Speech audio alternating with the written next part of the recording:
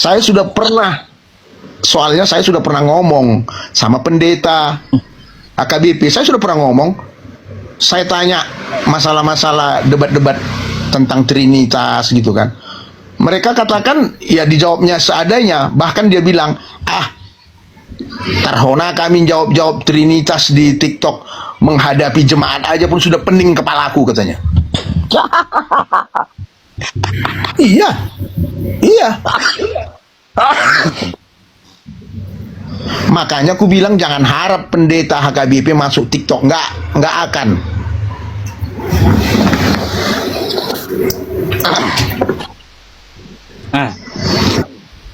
Gimana? Beda. Tapi aku tanya dulu Ustaz. Jadi macam mana Ustaz tentang apa namanya masjid lah, perawatannya, dari mana duitnya, misalnya bayar listrik, bayar air. Tutup on cam dulu ya, tutup on cam bentar. Ya, kalau oke. masjid itu Bang ya, DKM-nya ada, pengurus pengelolanya itu ada. Setiap orang sholat ya, di situ ada celengan. Biasanya ada celengan. Gitu. Celengannya bahasanya ya. Disitulah berapapun orang mau kasih gitu. Dari uang itu bayar listrik, bayar air kayak gitu. Dari orang manapun datang boleh gitu. Jadi kalau penguburan, misalnya ada yang meninggal, yang kubur siapa? Kalau kubur itu satu kampung yang urus. Yang Islam, kalau ada Islam nih, saya Islam ya, saya meninggal, siapa yang kubur saya? Satu kampung saya gitu, bukan masjid, bukan. Oh, jadi ada pengurus apa juga? Pengurus kuburan ada juga di kampung itu? Kalau untuk pengurus kuburan ya itu ada. Karena gini, dia di dalam Islam itu mengurus jenazah itu wajib gitu. Kalau saya meninggal nih, wajib satu kampung ngurusin saya sampai dikubur gitu. Dimanapun Islam kayak gitu semua. Bukan harus masjid ini yang nguburin, enggak.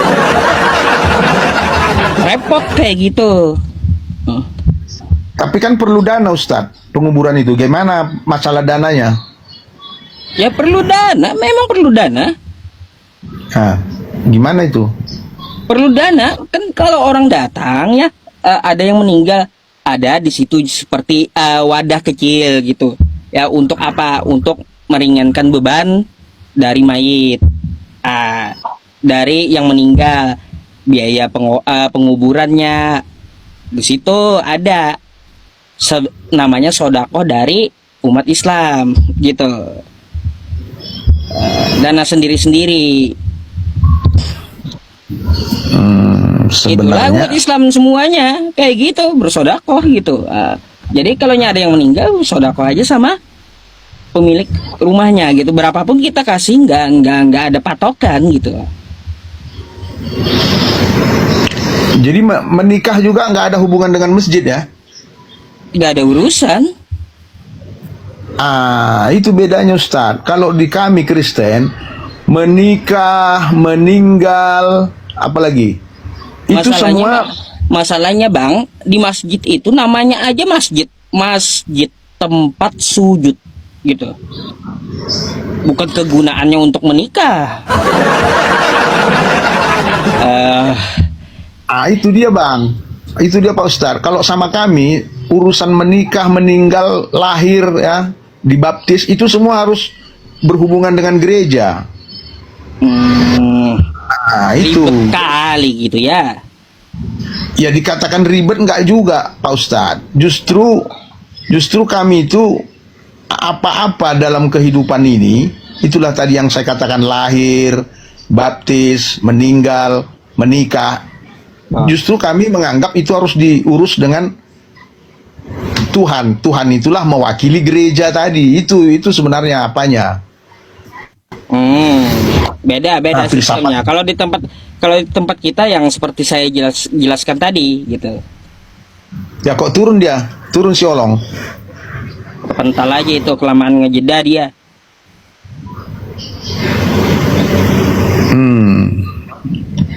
kelamaan mati cam, on Tidak. cam aja kok. Iya, ada Jadi- apa ini? Panggilan. Jadi kayak apa ya? Kalau semua dikungkung oleh gereja, pantas orang mau bangun gereja, rupanya jadi ladang bisnis untuk sekitarnya. Ah, kayak gitu rupanya. Oh. Gini Ustaz, Kayak gitu rupanya. gini Ustaz. Kristen itu bermacam-macam juga apanya, masalah gereja tadi. Ada gereja yang karismatik. Dia itu seperti pemilik. Nah itu, kalau yang Protestan, apalagi HKBP lah ya, karena kami kan HKBP, begitu juga si Holong ini HKBP. Itu bukan milik dia, itu milik HKBP. Bahkan pendeta pun paling lama itu paling 4-5 tahun pasti dikeroker, pasti dipindah, diganti sama pendeta lain. Kalau karismatik itu selamanya dia punya, bahkan bisa nanti dihibahkan kepada anaknya. Makanya diusahakannya anaknya sekolah pendeta supaya nanti kalau dia meninggal, gereja itu menurun kepada anaknya. Itu kalau karismatik. Itu yang benar-benar bisnis sebenarnya, Pak Ustadz. Kalau HKBP bukan bisnis, cuman pendetanya tadi mungkin kayak yang di kasus si Holong, pendetanya terlalu apa ya bilangnya ya, terlalu rakus ya. Nah, sebenarnya kalau memang ada warga yang tidak mampu, sama sekali tidak mampu, itu harus tetap dia kubur, walaupun dia nggak sanggup bayar. Begitu juga yang dibaptis tadi. Kalau memang nggak ada duitnya 50.000, nanti kan bisa diambil 50.000 itu dari kas. Gereja kan punya kas. Tapi benar-benar dia memang nggak mampu. Janganlah dia mampu, tapi dia sengaja nggak mau bayar. Nah itu janganlah. Nggak ada suaramu. Hidupkan mic-mu, mati suaramu. Halo. Nah itu baru hidup. Nah, ini tuh lang, kejadiannya kayak gini lah. Ini Marga Siregar kejadiannya ya, Marga Siregar. Ya. Anaknya mau dibaptis. Ya. Mau dibaptis anaknya. Pada saat itu adalah musibah sama orang itu. Anak yang ada lagi lahir adiknya, anaknya. Tapi anus itu buang air besarnya nggak ada. Jadi operasi lah. Dimasukin selang lah dari perut samping itu kan. Nah, dibuat lubangnya di situ. Jadi mereka itu bahkan ngutip biaya loh dari satu kampung untuk membantu pengobatan ini anaknya. Nah, pada saat itu pas hari Minggu pembaptisan, atasan dari pusat Tarutung bisa melihat saya biar diajarin pendeta-pendeta yang udah jadikan dia pendeta itu, yang mata duitan semua itu. Saya pergi gereja nggak mendengarkan apa lagi khotbah, memikirkan dari mana duit membayar iuran saya. Kenapa kamu Holong nggak mau gereja lagi? Apalah yang Dika? Kenapa? Memang persis dengan nama dia, HKBP. Habis ke, nggak usah dipanjangkan, tulang udah tahu.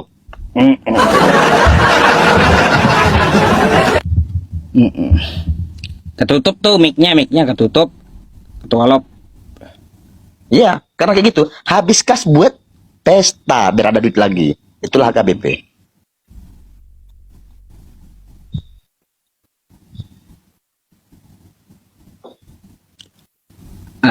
Bukalah mic-nya, jangan ditutup terus tuh. Ya. Jadi begitu, memang ruas atau umat atau jemaat harus kompak. Artinya sesama jemaat itu ya kompaklah kalian. Kalau memang ada pendeta-pendeta yang tanda kutip ya mata duitan lah gitu ya, harus kalian dobrak itu. Sedangkan negara ini bisa didemon DPR-nya kok. Tengok udah banyak DPR yang dipecat itu gara-gara demonnya berhasil. Ya harus begitu.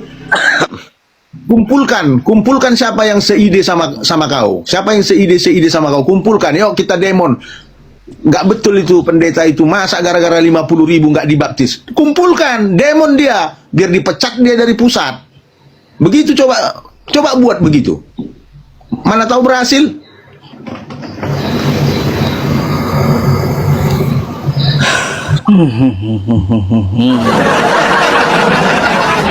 Kayaknya temen-temen ya, kalau kalau Ustadz kayak gitu, wah kaya saya udah ya. Udah kaya saya. Jangan salah Yusuf PI. Yusuf PI. Ah. Kamu jangan salah. Gaji terbesar pendeta nomor 2 di Riau. Tahu nggak? Kalau pendeta datangnya sini tadi naik motor Supra, ketika dia 1 tahun, mobilnya udah ada Strada minimal. Waduh. Itu minimal. Iya, saya berani nyatakan itu.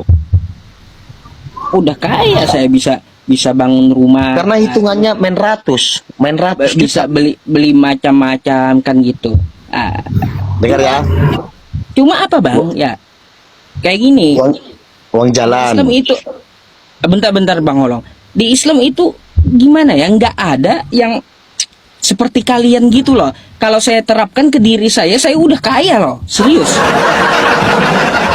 Kaya udah saya, bisa beli bandara saya udah itu. Serius kalau saya yang terapin kayak gitu.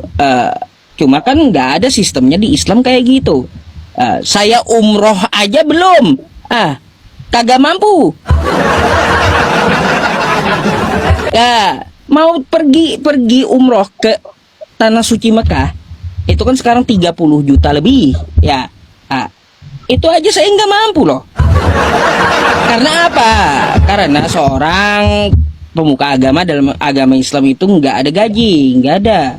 Tapi hibah paling kan kalau diundang atau ketika khutbah Jumat, kan itu biasanya dikasih gitu, sukarela. Nggak ada harus tarifnya sekian, nggak ada.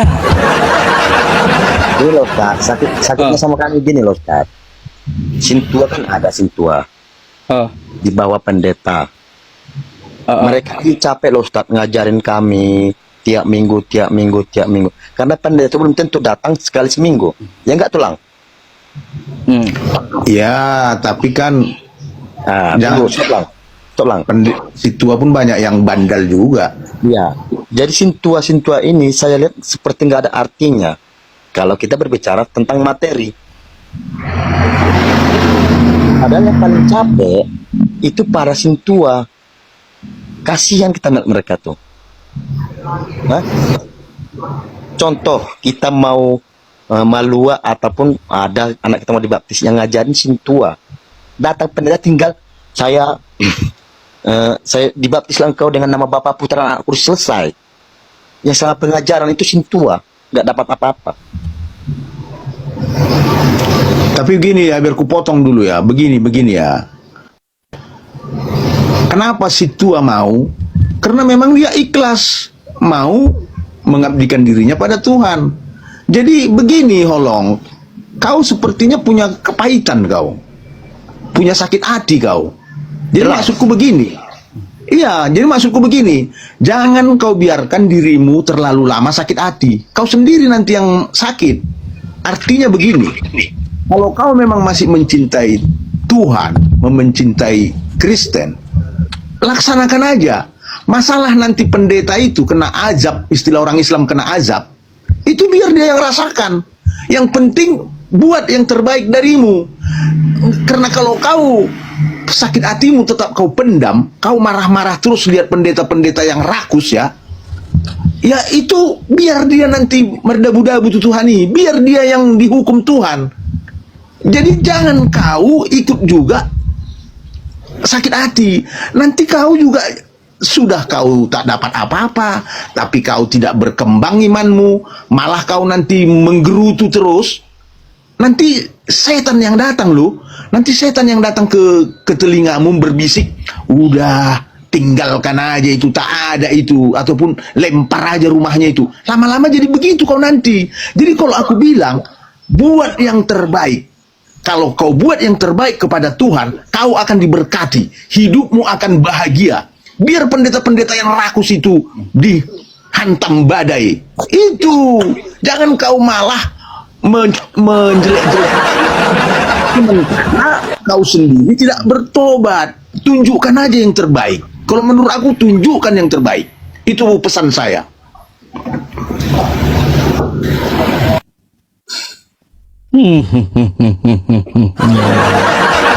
Begitu ya teman-teman, rupanya sistemnya ya di Kristen. Waduh, ribet banget ya. Ya, ribet, menurut saya ribet sih Bang. Kenapa saya bilang ribet? Tadi kayak Memang ribet, Bang. Betul, memang ribet. Jadi saya nggak terima dengan omongan Edis. Orang Muslim mau bangun gereja, minta-minta di pinggir jalan. Nggak terima saya itu dengan omongan dia. Edis aja tuh Bu, open donasi mau bangun apa katanya? Nggak kelihatan bangunannya. Apa lo betul? Iya. Mana? Kalau saya juga open donasi Bang. Ya, saya membelikan adik-adik saya yang di Ponpes mushaf Quran kayak gini gitu. Dari uang open donasi, banyak terbantu seluruh Indonesia. Ada video-videonya. Edis mana? Gitu. Yang ada videonya mobil Mercedes Benz. Oh, Mercedes Benz ya. Edisnya, waduh. Karena apa Bang? Karena gini ya. Sorry ya Bang Holong ya, sama Ketua Lop. Dalam agama Islam itu bukan duit yang penting, bukan. Kita itu ya cuma cukup untuk makan gitu. Makan, sehat, berdiri tegak, ibadah gitu. Gini juga Ustaz ya. Ini jujur aja nih. Tadi saya memang tadi pagi ya. Saya masuk Komal oleh Bang Faruk ya. Memang adalah nasihat dari tulang tuh buat saya. Ya tadi saya tuh ketiduran ya mulai tengah satu sampai tadi ada yang WA saya. Ini memang betul, nggak tahu gimana nih. Masih dalam hati saya itu masih dalam goncangan gitu loh. Cuman namanya kita manusia itu kan yang jelasnya harus ada perhitungan dulu. Setelahnya ada perhitungan ataupun apa namanya, pelan-pelan tapi kita pikirkan dengan matang gitu kan. Gitu. Jadi entahlah besok pagi entah apa yang terjadi, aku belum tahu nih Bang. Nanti saya mau tanya Abang ya, belajarnya sampai mana sama Bang Holong gitu ya. Tapi nanti berdua aja ya. Ketua Love, ada yang mau disampaikan lagi sama Bang Holong? Ya, begini Pak Ustadz. Memang sebenarnya apapun itu ya, termasuk itu tadi gereja itu, kalau kita bikin rumit memang jadi rumit. Tapi kalau kita bikin gampang kok. Sama Bang Holong. Ya, begini Pak Ustadz. Memang sebenarnya apapun itu ya, termasuk itu tadi gereja itu, kalau kita bikin rumit memang jadi rumit. Tapi kalau kita bikin gampang kok. Contoh tentang 50.000 tadi, apa sih salahnya? Kita kasih aja. Kalau kita nggak punya duit ya kita pinjam dulu ke tetangga kek, ke orang tua atau ke family. 50.000 kok. Tapi kadang-kadang dibuat sulit. Padahal kita nanti beli yang enggak, lebih dari 50.000 kita hambur-hamburkan. Aduh, tulang. Jadi maaf ya, kadang-kadang orang-orang Kristen ini terlalu banyak protes, terlalu banyak rewel. Gini loh, tulang. Padahal tunggu dengar dulu. Padahal kalau kau lakukan apa yang terbaik menurutmu, rezeki akan diberikan Tuhan kepadamu. Tapi kalau kau merepet tidak ikhlas, rezekimu pun makin hancur, rezekimu makin tertutup. Buktinya, saya juga orang susah, tapi apa adanya. Misalnya seperti persembahan, tak sanggup kau ngasih 10.000, 20.000, ya 2.000 juga nggak apa-apa. Tak ngasih pun nggak apa-apa. Nggak kau kasih pun persembahan nggak apa-apa. Jadi jangan kau besar-besarkan masalah kecil. Kau sendiri yang rugi. Kau sendiri yang rugi. Dengar dulu, dengar. Tadi aku udah bilang, tulang pada saat itu hari Minggu itu anaknya operasi dibuat selang ke perutnya tulang. Maaf kata, lubang pantatnya nggak ada tulang anak yang baru lahir tuh. Udah, jangankan uang 50.000 orang tuanya tulang, uang 2.000 perak pun dibutuhkan banget. Jadi jangan bilang tulang orang tuanya itu mau minjam. Loh, sedangkan yang bawa anaknya mau dibaptis ke gereja itu, enggak mamanya lagi sama bapaknya, karena bawa anaknya apa? Operasi. Adiknya disuruh. Iya. Dibilang tulang tadi mau minjam dari tetangga siapa? Itu nggak betul lagi tulang. Dia bilang uang 2.000 perak aja tulang. Sangat diperlukan pada saat itu tulang. Kalau dia punya iman yang kuat, dia berdoa kepada Tuhan, lebih dari 50.000 pasti bisa dikasih sama dia. Nggak usah kau persulit masalah-masalah kayak gitu. 50.000 aja, kasih aja. Kenapa rupanya? Berdoa sama Tuhan. Kalau kau sungguh-sungguh berdoa sama Tuhan, lebih daripada 50.000 dikasih sama kau. Imanmu harus besar. Ada nggak imanmu sebesar biji sesawi? Mungkin imanmu nggak ada sebesar biji sesawi. Jazakumullah. Makin kau keberatan ngasih 50.000, makin nggak dikasih Tuhan kau rezeki. Yakin sama saya, yakin. Gimana sih tulang? Ini bukan aku yang terjadi loh tuh. Marga Siregar aku lihat tulang. Paham Iya, nggak? berarti Marga Siregar itu nggak ada imannya. Maksudku jangan kau ikut-ikutkan itu. Kalau terjadi sama dia tidak terjadi sama kau, jangan kau keberatan. Astaga. Tulang. Amankan aja dirimu. Berarti Sekarang kalau begini. Oke, ya, kalau kita kesimpulannya lihat ya. di gereja itu salah, kita diamkan gitu lah. Bukan didiamkan, kan tadi malah kusuruh kau protes tadi.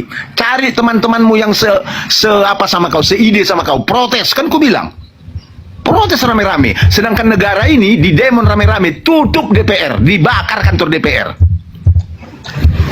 Jadi maksudku di situ begini, kalau ada rencanamu mau meninggalkan Kristen, silakan tinggalkan Kristen, tapi jangan kau jelek-jelekkan Kristen. Itu aja kesimpulan saya. Oke lah. Oke. Udah itu aja. Itu aja. Kalau ada rencana si Holong ini mau jadi muslim misalnya, mualaf, udah mualaf aja kok segera. Baca syahadat, 2 kalimat syahadat. Asyhadu an la ilaha illallah, asyhadu anna Muhammad Rasulullah. Bilang begitu. Tinggalkan Kristen. Jangan kau jelek-jelekkan Kristen. Terima kasih. Kalau gitu saya izin turunkan dulu ya Bang ya. Nanti kita akan sambung ya. Oke. Selamat malam. Ya. Gini pesannya kayak gitu ya. Di notice aja, di note aja gitu Bang Holong. Saya mau tahu Bang Holong, Anda belajar dari kitab Anda itu tadi berminat memutuskan sepertinya ada nasihat ke dalam agama Islam gitu ya. Itu berapa banyak gitu mempelajari kitab Abang sendiri? Ustadz, dengar ya Ustadz ya. Oh, Beberapa kali saya naik ke room Ustadz nih ataupun room siapa, jujur aja, saya itu banyak ketersembunyian. Dalam arti saya sembunyi, tidak pingin memperlihatkan agama saya itu menjadi olok-olokan orang gitu loh. Jadi memang baik gini loh, memang saya bukan menyalahkan agama itu ya, ataupun contoh ajaran ya. Saya selalu katakan dimanapun ajaran Yesus itu semua benar, jalannya itu untuk kebaikan. iya. Terus? Namun gini loh, oknum inilah yang contoh tadi yang seperti saya tadi sampai sama Bang yang membuat ribet. Contoh tadi isi kitab itu isinya air, dibuatnya lah jadi api. Nah gitu. Jadi disitulah saya nggak suka melihat yang seperti Bang Tani bilang tadi, hamba-hamba Tuhan ini. Baik, Bang Holong gini, coba kalau saya kan juga belajar ya Bang ya, belajar dari kitab Anda gitu ya, udah semenjak dulu kan kayak gitu saya baca. Kebanyakan kalaunya kita tarik lurus gitu ya, dari Yahudi ya, dari Bani Israel sampai ke Islam, kita tarik tuh ya zaman-zamannya, semua para nabi itu menyuarakan satu gitu loh, satu suara para nabi itu. Kenapa saya bilang satu suara? Kata Nabi Musa, ya Tuhannya Nabi Musa kagak bisa dia dilihat gitu ya. Ya, Dalam betul. Keluaran 33 nomor 20, Tuhan kagak bisa dilihat. Betul. Habis itu Yesus berkata, ya di Yohanes 5 nomor 37. Bapa yang mengutus aku, dia yang bersaksi tentang aku, kamu tidak akan dapat melihat rupanya. Kan kayak gitu. Jadi Tuhan gak dapat dilihat. Di Islam, Quran surah Al-An'am ayat 103 tuh. La tudrikuhul absor. Dia tidak dapat dilihat dengan mata. Makanya kalau kita tarik sampai dari Yahudi sampai ke Islam, semua nabi itu sama mengatakan bahwa Tuhan itu satu dulu yang kita pegang, kagak kelihatan gitu. Betul. Kan gitu, ya, kagak kelihatan dengan mata. Enggak. Itu semua para nabi. Kalau kita, nah, terus kalau nyari ritual ya Bang ya. Kalau saya pelajari ritual juga, ya, ritual dari zaman para nabi juga nih, kita ambil dari kitab Abang ya. Di Kejadian 24 tuh. Kejadian 24 Abraham nomor 52. Saya bukain aja sama Abang mungkin ya. Kejadian 24. Yang penting Abang mau ini ya, mau memperhatikan gitu Bang. Nih Bang, saya kasih edukasi sedikit gitu ya. Mohon maaf ya sebelumnya. Nih Bang ya, Kejadian 24. Nih, Kejadian 24. Sabar. Ya, nomor 52.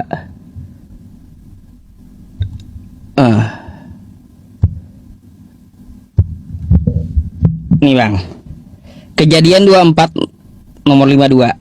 Ketika Abraham itu mendengar perkataan mereka, sujudlah ia sampai ke tanah menyembah Tuhan. Ya. Ya. Abang tahu nggak? Sujud ini prakteknya siapa yang mempraktekkan sekarang? Ya kalau sekarang ini kalau kita ambil dari agama orang Muslim, Bang. Islam, iya.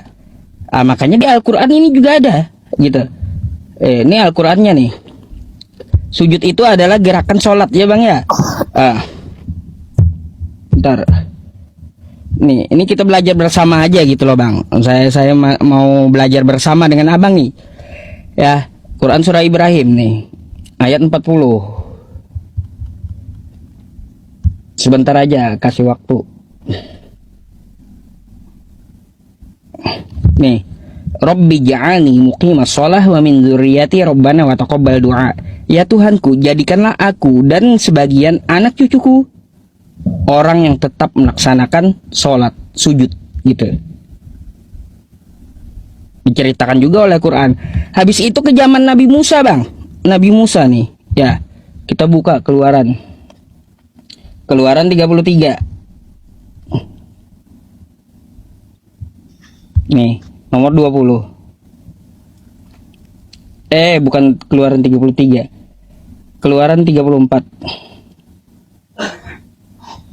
Ya, 34 nomor 8. Nih. Segeralah Musa berlutut ke tanah, lalu sujud menyembah. Sujud lagi lah Nabi Musa. Kan gitu. Ini ada juga di Quran nih. Mana Qurannya? Nih Bang, ayatnya ya. Quran surah Toha ayat 14. Nabi Musa ini, Innani anallah la ilaha illa ana fa'budni wa aqimis salata li dzikri. Sesungguhnya aku ini adalah Allah, tiada Tuhan selain aku, maka sembahlah aku. Dan lagi-lagi sujud, salat.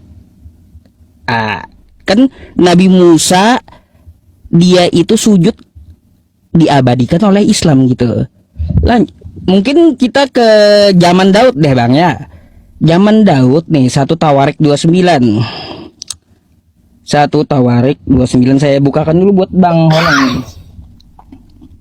1 Tawarik nomor 29. 1 Tawarik 29. Tampilkan aja semuanya. Bukan 8. Nih. Zaman Daud ya Bang ya. Zaman Daud nih. Lalu Daud memuji Tuhan di depan mata segenap jemaah itu. Berkatalah Daud, terpujilah Engkau, ya Tuhan Allahnya Bapa kami Israel, dari selama-lamanya sampai selama-lamanya. Ya Tuhan, punyamulah kebesaran, kejayaan, kehormatan, kemasyhuran dan keagungan. Kan kayak gitu. Ya. Lalu kayak gimana? Waktu Daud ini menghadapi menghadapi Tuhan ini, nih reaksi dia, Bang. Kemudian berkatalah Daud, terpujilah Tuhan Allahmu, Tuhan nenek moyang kita. Kemudian berlutut dan sujud. Sujud lagi ya.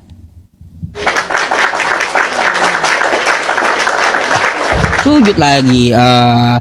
Coba ke zaman Ezra deh. Ke zaman Ezra. Nabi Ezra Bang. Nih. Nabi Ezra. Coba ke Nehemia nih. Mengolong ya.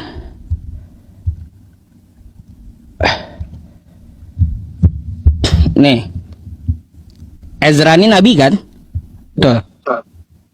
Lalu Ezra memuji Tuhan Allah yang maha besar, dan semua orang menyambut dengan amin, amin, sambil mengangkat tangan. Nah, ini prakteknya siapa ini? Kemudian mereka berlutut lagi-lagi dan bersujud. Menyembah kepada Tuhan, muka sampai ke tanah. Nah, ini kan juga dilakukan Yesus gitu loh Bang. Di Matius 26 tuh.